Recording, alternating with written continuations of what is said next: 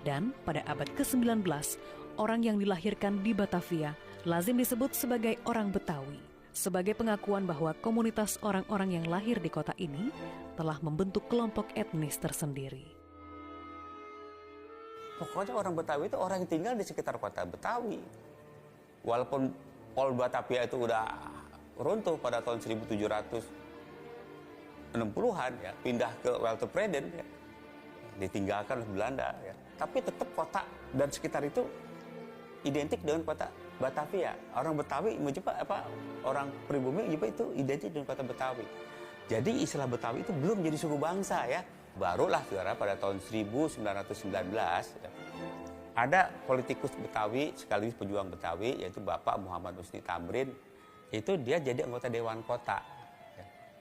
Gemeenschappsraad ya. Gemeenschappsraad atau anggota Dewan Kota atau DPRD lah ya.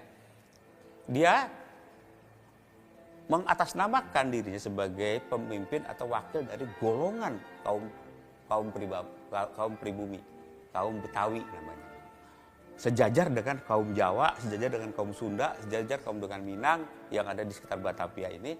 Maka saat itulah secara hukum Betawi itu dapat dianggap etnik ya, dianggap etnik atau golongan etnik. Sejak masa kekuasaan VOC hingga masa pemerintahan kolonial Hindia Belanda, penduduk Batavia yang berasal dari berbagai latar belakang suku, etnis dan ras selama ratusan tahun umumnya saling berinteraksi dengan bahasa yang sama, yakni bahasa Melayu. Kesamaan bahasa ini membuat mereka terdorong untuk mengidentifikasikan diri sebagai penduduk asli Batavia. Mereka akhirnya berasimilasi, berakulturasi, ya berinteraksi dengan bertahun-tahun menggunakan bahasa Melayu dan mereka membentuk suatu secara tidak sengaja sebetulnya dengan sendirinya saja.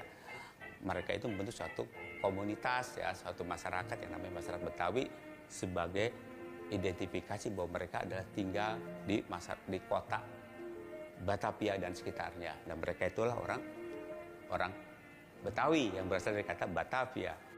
Percampuran orang-orang pribumi Nusantara, Cina, Arab, dan Eropa yang berlangsung selama ratusan tahun maupun lewat pernikahan antar ras kian memperkuat identitas mereka sebagai penduduk asli Batavia. Untuk itu, pada tahun 1919, pemerintah kolonial Hindia Belanda secara resmi mengakui suku Betawi sebagai bagian dari suku bangsa yang ada di Nusantara.